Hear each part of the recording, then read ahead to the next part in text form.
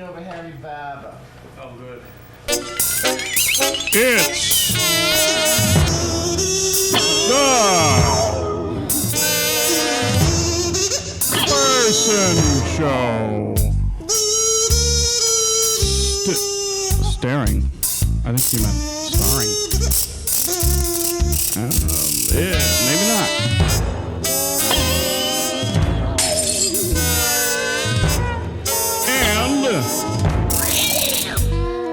And what? Elf.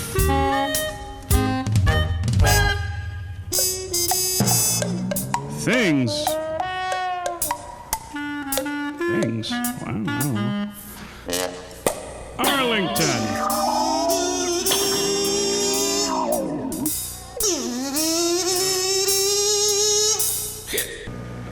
Hi, how you doing? Welcome to, I can't believe they gave this guy his own show, otherwise known as The Person Show. Yay! You might notice that we're on Channel 8 instead of Channel 3. Channel 3 is the Media One channel, where they say, "You're watching Media One." I know, I just wrote you a check. Anyway, this show is called The Person Show. I was telling a friend of mine about this show, and this little boy came up to me, and he said, "What about the aminals? What about the aminals?" I said, "Well, little Timmy, our first show is going to be all about the aminals." So the first show today is going to be all about Arlington, the people of Arlington, and their animals that they take care of and stuff. So we're going to be switching over to our wandering reporter, Chris, and finding out what kind of aminals we have here in Arlington. Hi, this is Chris, the wandering reporter, and I seem to have wandered off somewhere. I believe it's under a porch somewhere. I've got myself wandering into something. I'm not sure, but back to you in the studio for now. Well, we'll get back to Chris a little bit later. Right now, I'll just read a community announcement here. Saw this at the library the other day. This is kind of interesting. On Saturday, May 6th at 7:30 p.m. at the Robbins Library, we have Murder in the Library. I don't know if you can see that. Can you focus in on that, Charlie? Huh? Jimmy? Focus in on that. Murder in the Library. I'm kind of scared. I don't know. Anyway, it says here, a dastardly crime perpetrated in front of your eyes. Can you deduce the method, the motive, and the malefactor? I'll have to get back to you on what that means. This evening features a short play by Tom and Penny Warner, starring well-known members of the Arlington community, with refreshments and prizes provided by generous contributions from Arlington businesses, pardon me.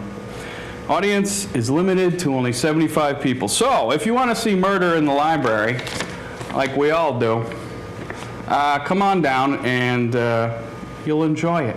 And now, let's see what our wandering reporter is up to. Chris? Hi, this is Chris from The Person Show. I'm standing outside the Irish American Club, where recently dozens of people celebrated the St. Patrick's Day holiday.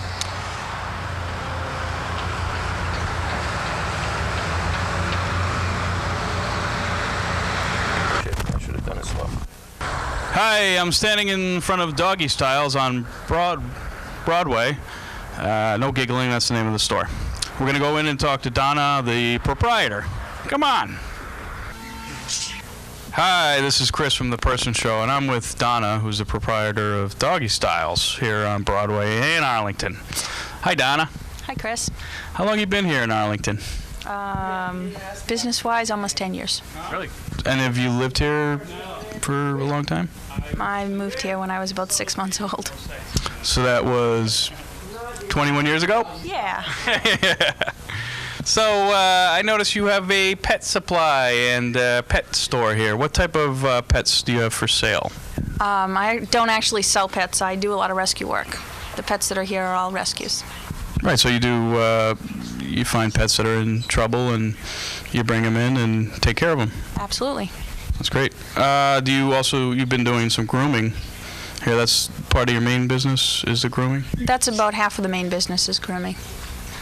And the supplies are, you have supplies for birds and dogs. Let's take a little walk over here. There's, these are little teeny, what's these, dog collars? Little collars. These are harnesses and training collars. You've got quite a collection of little bones here for the dogs and the cats. And also I notice you have some hay and stuff. You deal with... Rabbits, guinea pigs, mice, hamsters, gerbils. I saw a little note up there from one of the schools. Was it Brackett School? Mm-hmm. What'd you do? I donated a actually it was a gerbil and with the cage set up. Really? It's in 4th grade. And they all wrote you a note saying thank you, and Yeah. that's cute. Very sweet. Very cute. Notice you have some sweaters for dogs. Sweaters and coats. Sweaters and coats. Let's see what you got here.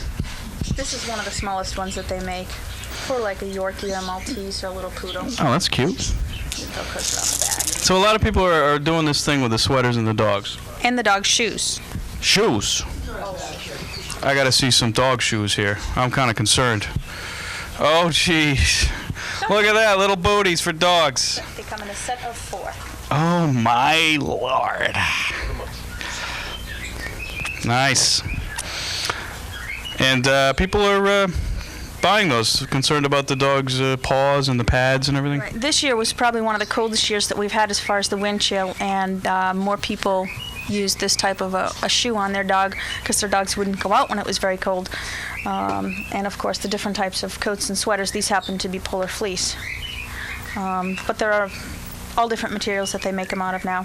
Right. Now, with the weather, a lot of people, I heard some warnings about bringing your pets inside when it gets cold. About what temperature you think you should bring your pets inside? It really depends on the dog. Huskies, Samoyeds, they tend to take a little bit colder weather, and it also depends on whether or not they're used to being outside. If a dog has never really spent more than 20 minutes at a time outside and it's, 20 below wind chill factor and you put them outside, they're going to have a problem with it. But, a 5 or 10 minute jaunt outside when it's really cold is probably more than adequate for most dogs. As far as outdoor cats, I know people have outdoor cats. They sort of have like a little dish set up somewhere in the patio. We should also bring those animals in when it gets... Absolutely. Absolutely. So we had 30 below temperatures and the like. Hopefully we won't have any more of that. It's not safe for humans, let alone dogs and cats. No. So, I'm just checking this out here, and I'm guessing this is some kind of a scooper. It's a pooper scooper. This is a two-handed pooper scooper where you just scoop it up and throw it away. Now, many people in Arlington don't know it, but there is some kind of a poop law. Scooper law. Right. And you get a fine if you get caught not picking it up. Yeesh. And I believe it's $75. Wow. And this is a one-handed pooper scooper, which a lot of people like. You just squeeze down, push down, pick it up, and off you go. There's one other type that I happen to have, which is a lot of the dog walkers like these, because you just push down, scoop it, and push down and close it, and then throw it right in the trash. Right. Nice and simple. Now, I notice a lot of people walking their dogs in the cemetery, which is kind of odd. I don't know. What do you think about that? Dogs are not allowed to be walked in cemeteries. And it's visiting your uncle, and you see your uncle's cemetery plot, and then there's some stuff there, and A lot of people have a bad habit of just letting them run and not paying attention to them. They figure no one's going to know the difference. right. And there are parks here. Is there a dog park people walk? There is not really a designated dog park. A lot of people use different areas. Monotony Rocks is probably one of the most popular ones up in the woods, but there is no designated dog park in the town of Arlington. But having said that, they shouldn't use the cemeteries. Absolutely not. Hey, look at the doggies. We're here with some little doggies here. What can you tell me about the doggies? These two are my dogs. This is Hayden. He's a Pomeranian. He was a rescue. And this is Christine. She's a long-haired mini dachshund. And this is Queequeg. He belongs to a friend of mine. He's just visiting for the day. All right. I speak a little dog. Do you mind if I... Go right ahead. Okay, I guess that answers that question. They understood that. Yeah. So how many dogs do you own personally? Just these two. Just 2 dogs. Mm-hmm. And the birds. You own any birds, or are those birds You like birds. I like birds. I have 4 birds at home, and the birds that live here are all rescues, and yeah, I like them a little bit. A little bit. Are birds affectionate? I always wondered that. Yes, they are. They are. You wanna meet one? Yes, let's go take a look at a bird. Why don't we cut that? Come on! I don't have to. You can stop. All right, so you got a little bird there. What you got there, cockatiel? Cocktail. Can you say anything? Would you like to say hello to the viewers of Arlington Cable? He just said hello. What'd you say? I guess he's shy. What's his name? This is Andy. Andy is a girl or a boy? Andy is a boy. Andy is a boy. How long do cockatiels live for? They vary. Usually 12 to 18 years is a good age for them, but depending on how they're cared for, the average cocktail probably live about 10 years. And do they speak in general, or is it they don't have the vocabulary that, say, a macaw? Does a macaw speak? Yeah, macaws have a very large vocabulary. They tend to have a much smaller vocabulary. I mean, he's actually saying words. They do a lot more with mimicking than they do with actual speaking, and they mumble more than they speak clearly, like a I know what you mean. macaw. You know what you mean? I know what you mean. Does the bird actually imitate the dog's barking? Because it's in here a lot. He does not, but one of my birds at home, actually 2 of my birds at home do. So they Bark, they meow, they... similar to that there, right? Yeah. They make an awful lot of noise. There's kids going by. Well, we're about wrapping it up here. I just want to say that there's a lot of local businesses here in town, and some of them are closing pretty quickly. A lot of long-time businesses are gone. Flower shop's gone over there, and Seapall, was that Seapall restaurant? That's gone. That was only here for a while. So it's important to support local businesses, especially the long-time local mom and pops. And with that, I'd like to say thank you very much. Thank you. And I'd like to leave you with this thought. We've seemed to have an overpopulation of crows now. I don't know if you noticed this, but I'm woken up in the morning by this caw, caw, caw. Let's imagine, if you will, that instead of an overpopulation of crows, we had an overpopulation of giraffes. Food for thought. Back to you, Chris, in the studio. You know, and have like crows, a shot of crows, just doing that. How we doing? Hi, this is Chris from The Person Show. The weather has not been very good. It's April. A lot of rain. It's been raining for about 10 days straight. And if you're like me, you may feel a little seasonal, a little depressed during this time. I'm sitting here with Arlington resident and mental health professional Peter Evers. Peter, what is it exactly that you do? Well, Chris, I run a crisis team. We cover Dorchester, Roxbury, Hyde Park, South Boston, and we look after people who are having mental health problems in terms of needing to be in the hospital, other community resources, that kind of thing. So you're dealing with people who are on the edge. There's sort of a stigma for people who want to get mental health. I know a lot of guys who say, I don't need to talk to anyone, I'm fine. And a lot of people don't reach out to get help. There is help available if you have health insurance, and even if you don't have health insurance. Can you tell me a little bit more about that? Yeah, sure. I mean, I think that Massachusetts all the states in America have an incredible amount of coverage for people with mental health problems. Especially those who aren't insured. You know, every community is given a pile of money by the Department of Mental Health to cover people who are uninsured at any given time between jobs or unemployed or whatever. And those services are freely available. There may be a waiting list sometimes, but certainly they're out there. For those of us who have health insurance, what type of benefits can we look forward to? Do we have a lot of benefits here in Massachusetts? Is the mental health coverage not enough? For instance, I have Harvard Pilgrim. Do they cover what they should, or do you think there should be more coverage for the health insurance? Yeah. Well, I've been a mental health professional for a number of years, and with the advent of managed care and managed mental health, this is a perennial issue. My own feeling is that no. I think a lot of these private insurances don't provide enough insurance for people. What they're doing nowadays is they're doing what they call utilization reviews and making decisions about whether people need more treatment. The old adage about long-term mental health care is pretty much out the window, and they're working on brief treatment models. And if you go and seek treatment, they want to know what it is they can treat and the number of sessions that they're going to do that within. And it's pretty much 8 to 10 sessions now, and then you have to represent as a therapist for additional sessions. But at least it's there. At least it's a gateway to mental health, which I think a lot of states in this country don't have.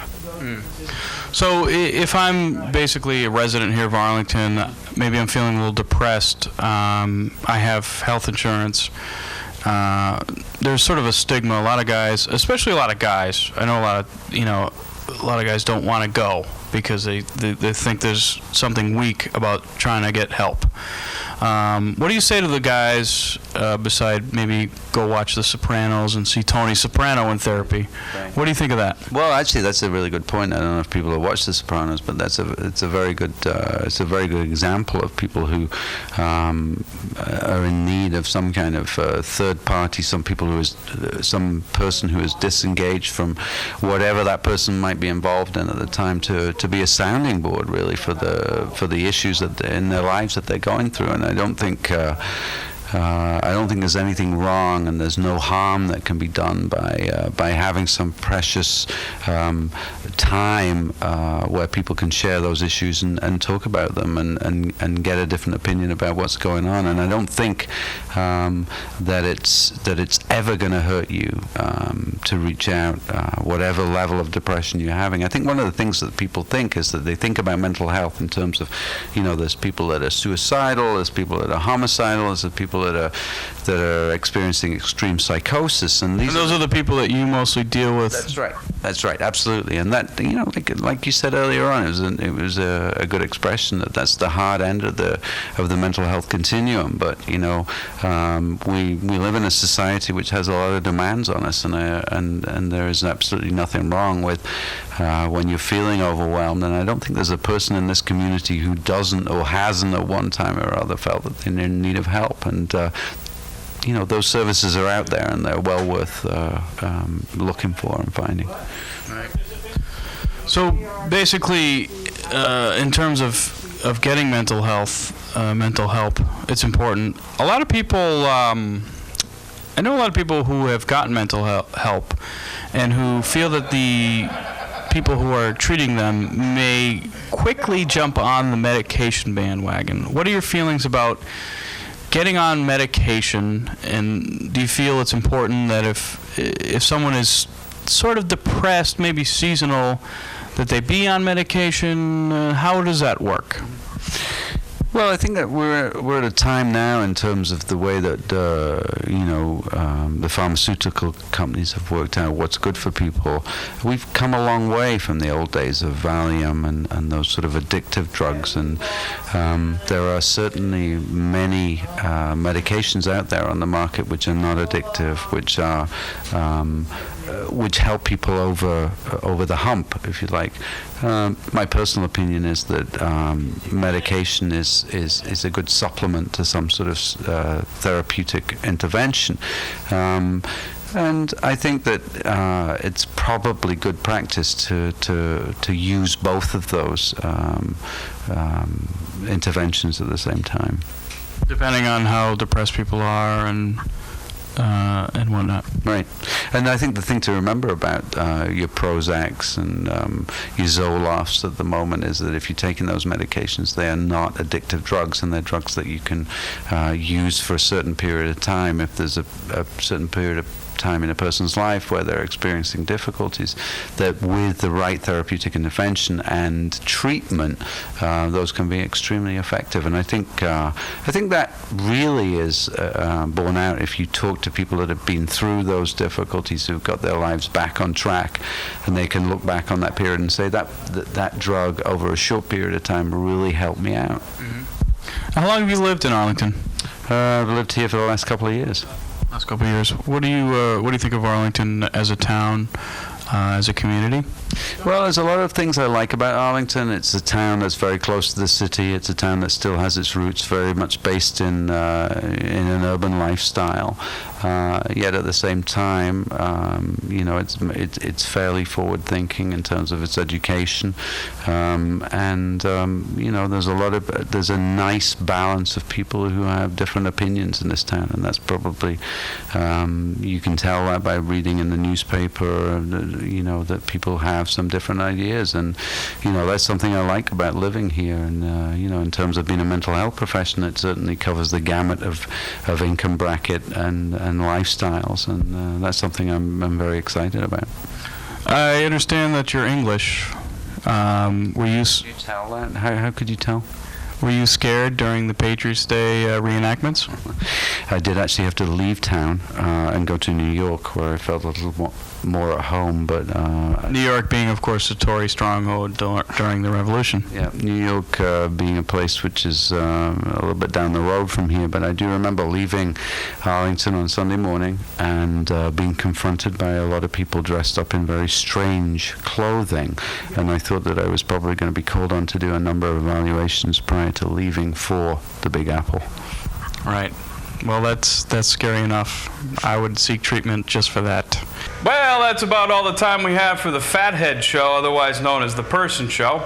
If you'd like to be on the show, if you're going to be telling stories or juggling or telling jokes or doing what you do, give us a call here. I'd like to talk to you. The number here is 781-777-1115. Give us a call. We'll talk. Anyway, I'll be out in the streets of Arlington. You'll see me with my microphone wandering around the streets. So hopefully you'll stop and talk to me. Well, that's about all the time we have. Until next time, I'll see you there. Bye-bye.